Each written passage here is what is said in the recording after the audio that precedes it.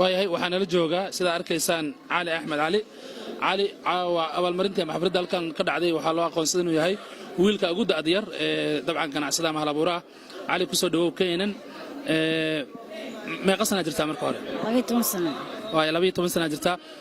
cali waxaa tahay nin ganacsada oo yar xeebta liida dad badan laga yaabaa inay kugu arkaan in xaflad noocan oo kale lagu waco oo lagu abaalmariyo maxaad dareemaysaa farxad iyo maxaa qabataa oo xeebta liida ka qabataa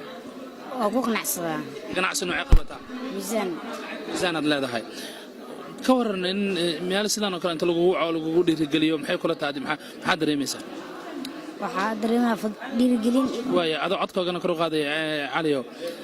mustaqbalka maxaad rajaynaysaa inaad noqoto madaxweynaha dalka Soomaaliya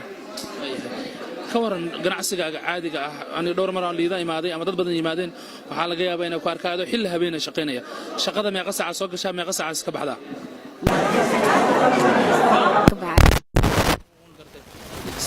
yaa ku maaraysaa lacagtaas oo aad ka shaqayso meeshaas ciyaalkii iyo walaalayaasheen waalidka ma joogaan hooyada iyo aabbaha marka cidda nolosheeda dhan adig kugu tiirsan tahay meel kalena ku tiirsan tahay waan gartay iyaan kugu caawiya shaqadaas oo iyada oo kale hooyadii aabbahay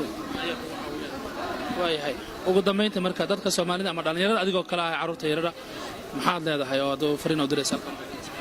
waxaan rajeynayaa khayr weyn salaamayn lama inta xafladda ku soo qayb gashay inta ku soo qayb gaar ahaan inta xafladda ku soo qayb gashay waa salaamay hore waxbarashadaada wax ma barataa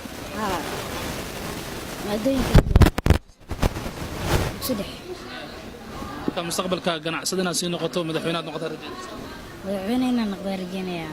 cali aad ama san tahay horumar wanaagsan ayaan ku rajeynaynaa khayr badan